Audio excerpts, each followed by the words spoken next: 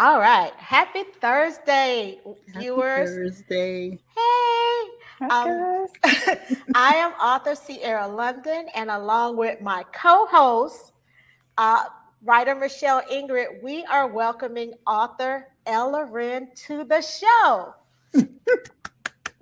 To her How? show that I Yay! she usually know. Whatever. hosts. I know this is so exciting because most of you all probably know that author Ella Red normally hosts the show with us.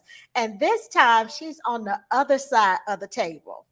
Dun, dun, So I'm dun. in the hot seat tonight. you are. And we are so happy you're in the hot seat because let me tell you, this woman, author Ella Ren, is so very talented. Oh. And I am not going to tell her story. I'm going to let her tell her own story. So, author Ella Ren, the prolific writer of Mm. erotic romance, specifically love erotica, I have worked with her on more than one project. I'm glad to say that she is a personal friend. And I'm going to turn it over to her. And Lisa, if you could please tell us how long you've been writing and what got you started in romance. Okay, so y'all know I don't like talking about me. I like talking about everybody else. Not today. I know. So this is a little struggle for me. Um, let's see. I started writing when I was young, but I never let anybody read it. Mhm. So even my teachers were like, you should write more," and I wouldn't do it. I wouldn't let anybody Yeah. read it. I had diaries or whatever. But I really got into writing professionally the end of 2016, Hmm. and then my mom passed away while I was writing my third book, and I was like, "Oh my god, I'm done. I can't write anymore." But Hmm. then I had a release date, and I had to do what I had to do, and Yeah. it forced me to face my demons. And then, hey, I've been loving the romance world ever since. Wow. Wow. Yeah, that is something. Now, I know that most of our listeners and viewers know you as author El Loren, but Mhm. I know you also have um, um, a, a website, and it's called the Rebirth of Lisa.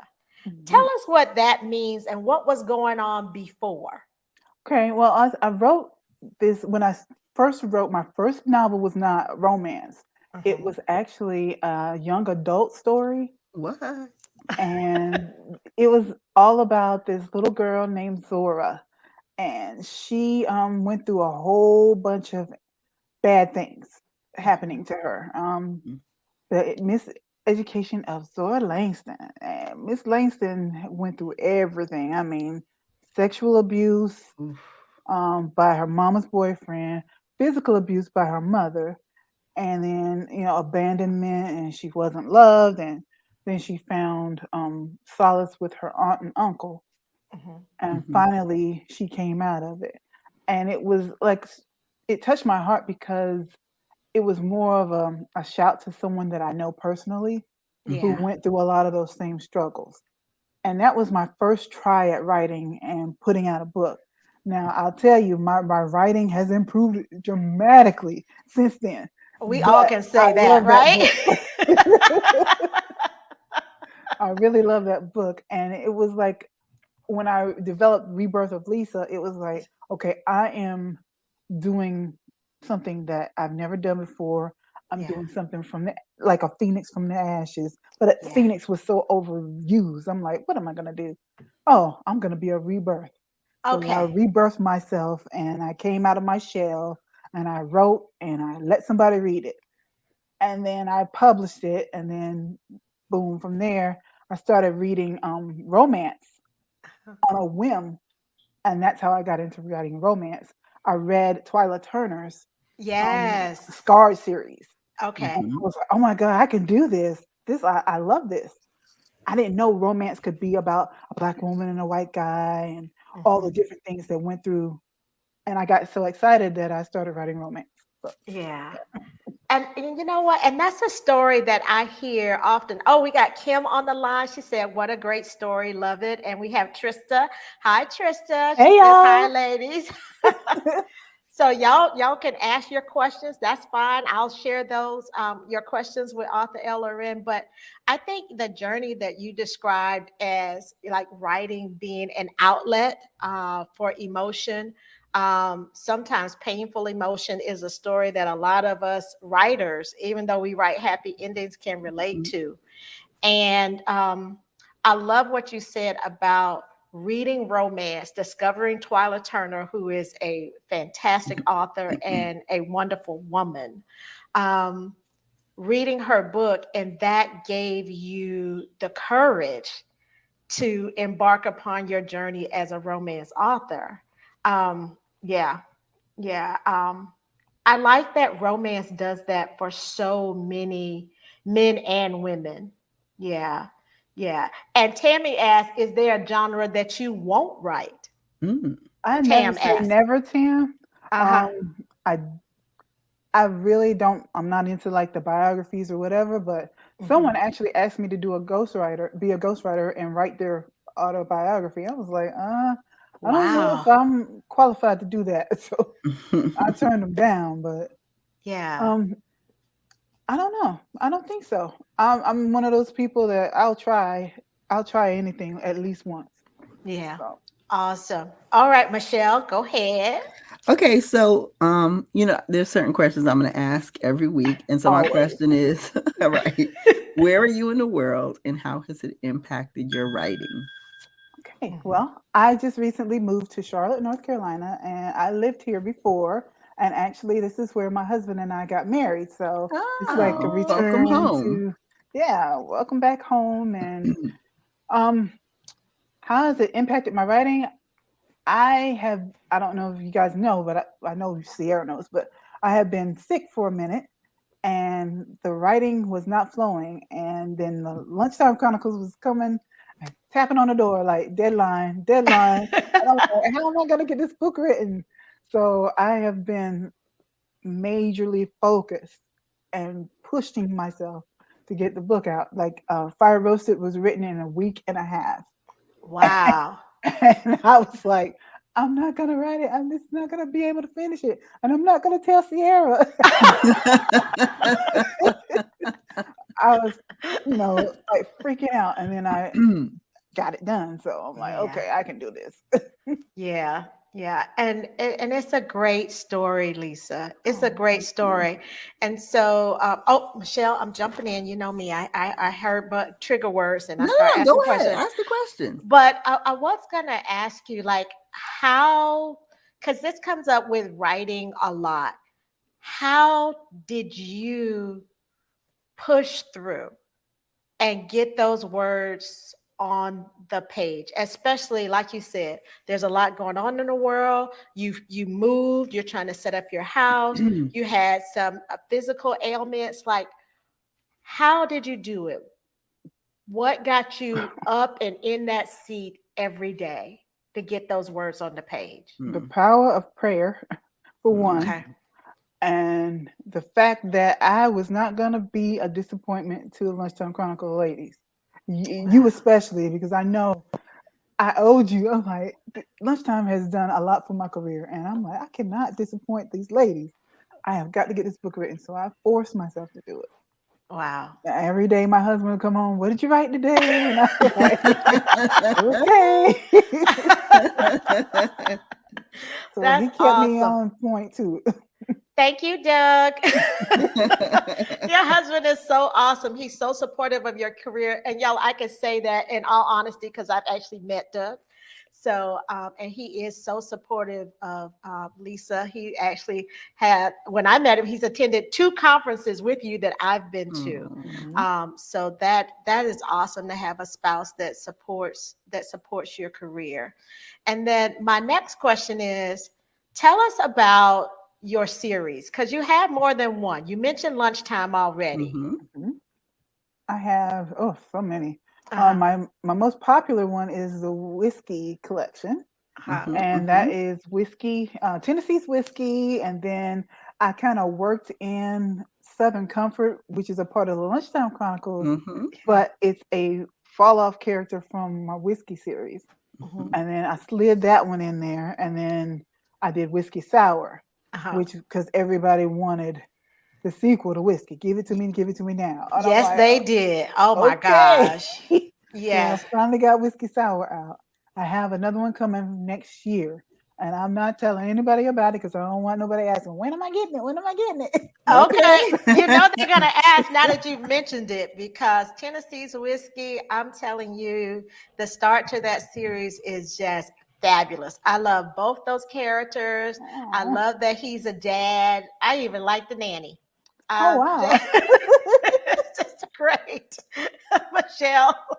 The nanny's a hit woman, Michelle. Yeah. Okay, so that feeds perfectly into my question. So the question I was going to ask you is, so you write a lot of bad boys. So the question is, what is your favorite type of character to write, and when did you know it was your favorite? Recently, I discovered that I like writing the anti-hero or the nemesis in the book. Mm-hmm. Um, Mm-hmm. when I wrote Southern Comfort, I enjoyed writing that book, and he was like a villain in Tennessee's Whiskey, and everybody hated him. They wanted to cut his neck off. But as soon as I wrote his own personal story, everybody Mm-hmm. was mad at me for killing him. So, Yeah. and I was like, I but remember wait, that. y'all hated him. But he had to go. He Mm-hmm. violated the rules and he had to go. So Yeah. I found that I like writing the nemesis, and Mm-hmm. like Mm-hmm. the last book in Fire Roasted, I've gotten so many comments about the Siera in that book. Hmm. Everybody hated her, and I was like, wait, I might have a talent for writing people that people hate. Yeah. So Yeah, she's a bit much. I am not a fan of Mean Girls, so yeah, Sia was about to get popped. But you wrote that character so vividly that I think it triggered a lot of emotion in readers because I read Mm-hmm. Mm-hmm. the reviews on that as well. And let me see. Kim has a question. She says, "Why do you write black women white male romance? BWWM." well, that was the first introduction to romance that I had. And personally, I am in an interracial relationship, and I feel just it's a kinship for me. I have written like a black woman and an Asian man before, Mhm, but it was okay and I like it. I like reading them, but it wasn't me. mhm, So I found I've written like black love stories, Mm-hmm. and I have no problem with that either. I mhm. love writing those, but I think my niche is the black woman, white man. Okay. Yeah. And that's interesting because like for me, I'm not in an interracial relationship. I've been married for a minute now. I ain't gonna say how many years, but I've been married for a minute. But I have been in interracial relationships. And it's interesting what your muse leads you to write. Mhm. Right. So even my husband asking that, my husband is African American. And my first book came to me as an interracial romance. And more stories kept coming. So, back to Tam's question, like there's nothing that I won't write, but my affinity for writing, like I see more diverse characters in my writing, and the worlds that I create often are diverse as well. So, how important is that um, in what you write going forward, Lisa? Because I know you have a lot of different series. It's very important for me, simply because when I'm writing, the characters come to me in my head. I can see them, I hear them, I Mhm. actually talk to them. So whatever you want to talk about me if you want to. They talk to me, I talk back to them. Me But too. when I see them, I normally see a black woman because that's who I am. That's the vision I look through. And then the white man, for some reason, always comes up. I Mhm. see an inspiration on TV, or I see a picture, and that guy, I'm like, oh, I need to write about him. So it just comes to me for whatever reason. I can't explain it. That's how it goes. Yeah, So yeah. And for me, I guess it's the same way. Like when I see my stories, that's what I see. And like you, I'm very visual with my stories. Even with my latest release, like oftentimes I'll share what the characters look like to me with my readers. They'll have an avatar, and like I write what I see. Even when I describe my heroes, oftentimes they look like the heroes on the covers of my books, because that's how I see them when I go out looking for images. That's what I look for as well. What about you, Michelle, when you write? I don't know. Usually, if whatever I'm writing, it's probably my crush of the moment. Love that. I am not married. So, and I will teasingly say that every guy I've written, I've dated. Okay. I've dated every guy that I've written. I've Wow. written all of the guys I've dated. In all of my stories, I think you could probably see a little bit of every guy that I've dated. The names Wow. have been changed to protect the guilty.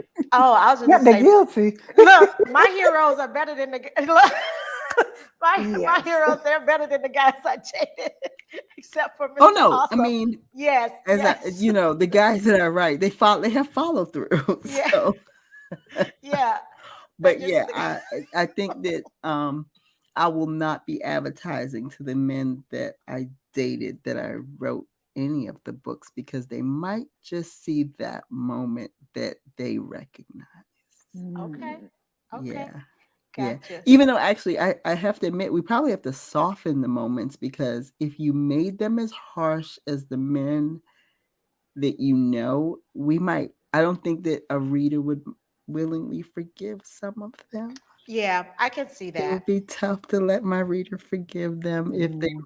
read them. Yes, yes, yes. So Lisa, tell us, okay, so this is one of my favorite things. I always want to know, you're writing romance, but you write high conflict romance. What do you read?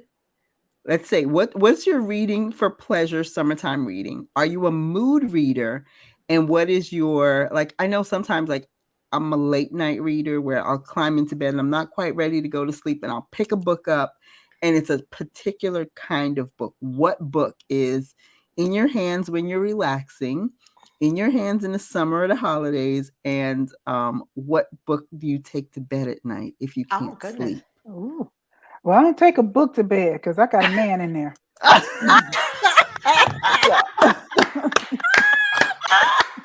Win. One for Lisa. You win. Hey, She Lisa wins the Marshall. internet today. Now, Okay, well, what book were you reading right before you went to bed? now Ooh, I I tell usually you, that read. was a I heated usually read one. romance. Stop it. I Y'all usually see read why she was romance, hosting the show, right? and my romance topics depend on what mood I'm in. Like if Mhm. I'm writing mafia, then I'm not reading mafia because I don't want Okay. that to seep in. Okay. But I can't wait to not write mafia because there's so many good mafia books that I want to read. Uh-huh. Yes. Uh-huh. And then when we do our Sundays, every third Sundays, whatever you ladies pick, I'm reading that or I'm listening to it in my audiobook because Michelle turned me on to audiobooks. And then I usually will sneak in an autobiography or a biography every Okay. now and then, Nice. depending on the Okay. person. So So do you Okay. remember the first romance you read that got you into, like, you mentioned like the very first one, but like, do you remember mhm. the first set of romances that you read that got you thinking, I want to write romance? Yeah, that's Twyla Turner. Yeah. Oh, so She you read like her, Her she she was the the, Scar she series. oh, has a okay. Scarred series. It's You a read the 3-book whole series. series, and Okay. I fell in love with those characters, and I was like, I want to write like her, but Ah. I I want to do everything she did, and then I started like consuming all of her books, Mhm, mhm. Yeah, and she has so many good books. she does. She absolutely does. And then Now, go I'm ahead. sorry, I was just gonna say then I started branching out to other because she was the Mhm, first person that another author introduced me to her writing. mhm, And mhm. then I was like, oh my God, I love her. So then I started reading other people, and then that woke me up to romance. Yeah. Okay. And romance is so easy to get addicted to. I mean, Hmm. once you discover one author, and Mhm. that it's like this vault opens. And then there's all these precious jewels in there, especially when you talk about interracial romance. It amazes me that in some regards, it's still a very small niche, you know, Mhm. Right. and we're growing now. And it's so nice to see readers and authors who write mainstream, readers who read mainstream now start to consume our work. And Kim has a question because Michelle brought this up. She says, has a guy ever asked you to write about him? Oh. Oh Oh, no. If he did, he wouldn't like what I wrote. That's presumptuous. Like, who do you think you are? No. Yes, but in jest. Not really though. Wow, that's actually interesting. No. That he would yeah. not Hmm. like the outcome if he did that. If you are an Yeah. author out there who has had a man ask you to write about him, please tell us. We would like to Yes. know what you Yeah. did. Hmm. Yeah. Please chime And in did because, he make it all the way through the book? That's what we yes. want to know. Yes. And was he well endowed or not? I have questions. Because in the book he wouldn't be. What did you do to him? Okay. Well, that went someplace I wasn't Well, expecting it to go. I'm just saying, like, I was reading an article, it might have been a couple of weeks ago, that talked about how romance authors talk about the male anatomy. And it was an article, and it was featuring actually Zio Axelrod. And she wrote a book, and she didn't talk about size at all. And the reviewer was talking about how refreshing that was. Oh, I never That write about size. yeah, that the focus was on other things when they were in the bedroom. Huh, And Girl, I'm my very like, readers will eat me interesting. alive. They want to know, and they want to know now. But I don't write as hot as you guys do, so there's that aspect of it. not yet. I don't know. You know what? I think that everyone knows their place. And I'm just gonna be honest that while the door isn't fully closed, um, I'm not taking it all the way. And I the door's open, but it's it's you're looking in from the outside. You're not in the bed with them per se. Oh, okay. All right. So I got to slap my foot in the door Okay. and like peek around it. Okay, we'll see how long that lasts. I've seen that happen. Okay. I just felt this chair slip, y'all. We had Uh-oh. Do not fall. do not fall. And so Lisa, I have to ask you, since we're talking about intimacy and sexuality, you have a nonfiction book. Mhm. It's actually a journal. Tell us about that and why you created your journal. Okay, it's called the Love Radica Sex Journal, and I thank you for including it in your last Lunchtime Chronicles book. Yes. And well, not this current one, but last season. But Season 3. my sex journal was something that I came up with because I thought I kept talking to women online, and feel they were feeling like they weren't able to open up about their sexuality. And I was like, well, there's something that a woman should always do, especially a woman of a certain age. And she needs to be comfortable in herself before she can go and find a man. And, I'm looking for a husband, but you're not comfortable with your sexuality. Yes. You can't do that, or you're not going to be happy. So I felt like the sex journal would help women open up to their own sexuality, know who they are, and not be ashamed of sex, because sex is something to be celebrated. So, in my opinion, just do what you do. Be comfortable. If you're not comfortable masturbating, figure that out. If you're not comfortable with your own body, look in the mirror, and without any judgment.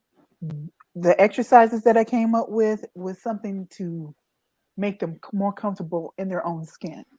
And Yeah. then once you're more comfortable in your own skin and you're more confident, and then you can go out and you can find a man and you put it on them.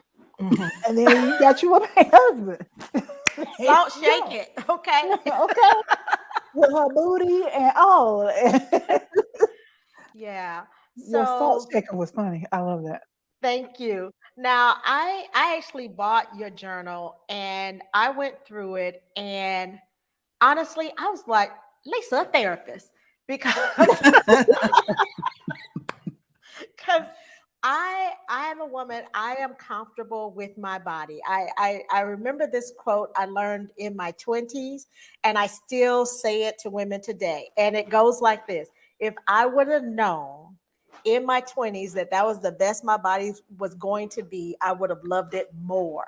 Mhm. And that sticks with me. Like, this is the one you got, y'all. This is the skin you're wrapped in. This is the figure you're wrapped in. Embrace it, love it, regardless of lumps, bumps, humps, dumps, whatever. Embrace it and love it. And I love that you took the time to take women through a slow journey of exploring what they loved about their body Mhm.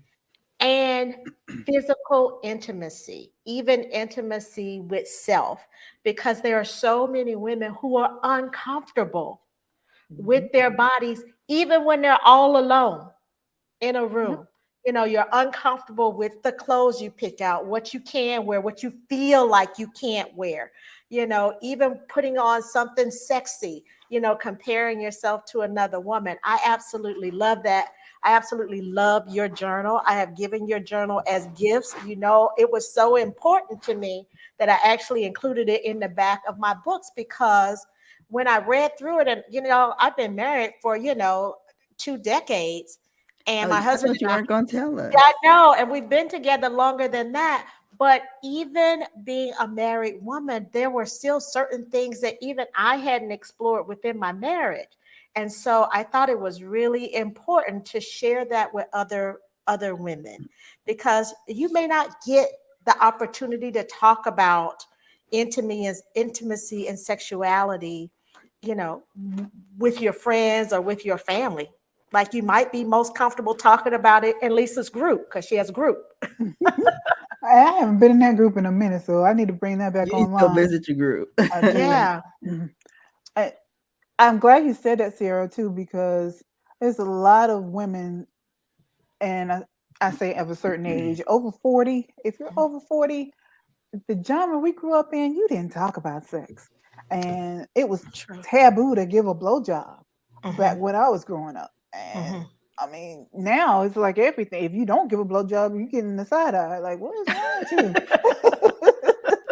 So it's, but when we were growing up, that's how we were raised. And you didn't, well, where I was, you didn't ask Yeah. any questions about sex. You better figure it out on your own, because you sure ain't Right. about to get to talk. Yeah. My talk was, Don't y'all get be pregnant. careful. No, y'all be careful. Oh, And mine that was was don't get the pregnant. night before I got married. Now, you know good and well I Wow. was no longer a virgin. It was the night before I was about to get married. So I'm like, okay, mama, I played with my mom then. It's like, what are you talking about? What do you Uh-huh. mean? I wanted her to say it so bad, but she never did. And that's just something, I guess that's what her parents told her. I don't Yeah. know. But Yeah. she just could not. She had 6 girls, and she did not tell any of us anything about sex. Wow. Okay. Michelle, was there something you want to add or chime in? No. Poor Michelle. Michelle's like, no. No. When I left for college, all my mom said was, "Don't get kidnapped. They won't look for you." I'm Okay. sorry. The only advice she ever gave. Well, she was right. Yeah. Yeah. Mama was probably right. I still tell people that my mom said that. She probably in heaven mad. Like, I can't believe she's still telling people I told her that, but she did. That was the only advice my mom ever gave me about, like, aside from raising me, that was the advice she gave me about life. Don't go missing. They won't look for you. And that was, Like you can help Yeah. being kidnapped. Yes. well, Now, we live in a world where we give women rules. Thank God for romance. It's the one place where we stop giving women rules and give them Mhm. permission to say, it's kind of screwy that you put the rules on us. Yep. yes. Yes. I I thank God for agree. romance about that, because romance is finally the place where we stop putting those bars on women's lives and we Yes. tell them, look, one, Boundaries. you deserve love, and two, you deserve to have it in whatever format you wanted, and Mhm. three, he's supposed to behave well if he wants to be spoken well of. I Right. think that's the only place that I think romance is the one place that does that. So, Lisa, a question for you then: if you could give advice to, and I'm not even going to say a young writer, because you know what, there's lots of advice out there for young writers, and the truth is that when you're in your 20s and even in your early 30s, you're kind of braver in a different way. So I'm going to ask you, what advice would you give an almost 40-year-old who says, I think I want to write romance? What would you tell this person who has had life experiences, who's questioning that? Because I think that there's lots of stuff that we say to young people. What would you say about somebody who's looking to do this now? Because I think it takes a little more bravery It to do does. it after, after I 35. I would tell them to do it. Do it and don't hesitate. Mhm. Write what's in your heart, because by the time you're 40, you've had experience and heartbreak, you've had experience in love. You know what you want out of life. Mm-hmm. You know what you want out of love. What kind of That's true. partner you deserve. Yeah. All of that. And Mhm. that's what your readers are looking for. Yeah. They want the fantasy, and you know it. Yeah. You may not be living it, but you Mhm. know what they need. Yeah. Just I sit down agree. and write, and don't hesitate, and don't question yourself. Yeah. Yeah. And you know what I heard in that, with what both of you all said, is there's so many areas in your life once you reach a certain age that you may have anxiety or fear about. Oh, did I put enough in my investment plan? Is my 401k doing okay? Am I going to get a promotion? But in your writing with your romance, you can be fearless. Mhm. Hmm. You can create characters, women, they can be as bold as you please. They can do all the things that you dreamt of doing, Mhm. or Mhm. the things that you Yes. did, and they can do it better. Yeah, they can get it right. Yes, yes, Hmm. yes. And that's what I love about romance. Like, you can create that woman who can walk right up to that hero and go, "You the one I like tonight." And that's okay. Hmm. And I love that. So, Lisa, I have to ask, tell us about your latest release. And it just happens to be a Lunchtime Chronicles. It is. It is. It's called Fire Roasted, Mhm. and it is all about a sexy fireman and a nice girl who was very pretty in high. And they met in high. Well, they met when they were young. They never dated, but she always had a crush on him. He always had a crush on her. They never hooked up, except for he escorted her to the homecoming that year, their senior year, and then they got interrupted when they were about to have their first kiss by her brother. And then she went off to college, and 10 years passed, and they come back together through a tragedy. Mhm. And of course, he's a super fireman hero of the town now. When he was growing up, he was the poor kid, and nobody liked him, and Mhm. everybody picked on him except for Pilar. Yeah. And then when she returns home, now things are reversed. He's the hero, and now she is disfigured. Mhm. And but he doesn't care. He still wants Yeah, her. he And does. it's their epic love story that I love, because I wanted people to realize that beauty is in the eye of the beholder. Mhm. And even if you're disfigured on the outside, you still have beauty within. And if Yeah. you are beautiful on the outside and you're nasty and ugly like Sia was, nobody wants you. You see, Yeah. she was all alone, and no, she had no suitors. She had to pay for hers. Yeah. So I love it. I love that little story. And like I said, I wrote it and under pressure, and I didn't think I was going to get through that. It was a miracle, and I pray to God to get finished with that book. I Yeah. promise you, I was not about to pick up the phone and say, Siera, I can't finish it. You did the thing. She did it, y'all. And Lisa has been my ride or die with Lunchtime Chronicles. Outside of me, she has been our longest returning author to the series. And I thank you for that. Just believing in the vision for Lunchtime. And, we have like held hands and skipped down the lane and built this series, and the authors, like, season by season. And it has been wonderful working with you. Oh, thank you. I Yeah. appreciate you letting me be a part, because when you let me in, I had no followers, and you were like, I'm taking a chance on you, but come on. Come on. And that's our love story, y'all. That's our love story. So, all right, we went over tonight, and Uh-oh. Latrice says, or for a 45-year-old, yeah, talking about, Mhm, that mhm, advice. Like, I still think it applies. mhm. Yeah. Any final words for our audience tonight? Author Loren, best-selling Oh, author Loren. no. Y'all go out and buy the Lunchtime Chronicles. All of them are amazing stories. Amazing stories. Great ladies to work with. Great Yeah. authors. And don't just stop at lunchtime. Read their catalogs too. Yes. Thank you so much for saying that. Michelle, any final words? It's always good to see you. Oh, Yeah. Super glad to see you back. thank We you. can't wait for you to join book club again. I Book know, club is about to right? get even more interesting. I love this fact that we're going to have an increased size book club. Yay. Yes, me too. And Michelle, I have to say, you got us all in the audiobook. So author L. Loren is adding to her audiobook catalog, seems like every month. So you all check her out in audiobook. I have audiobooks coming. In fact, all of my Lunchtime Chronicles, all 8 books are going to be an audiobook, ideally by the end of the year. So Yay. for those of you all who have been holding out, it's Get on coming. board. I know, right? I So know. until next time, be awesome, be amazing, be wow. Thanks for joining us, everybody. Bye, guys. Bye.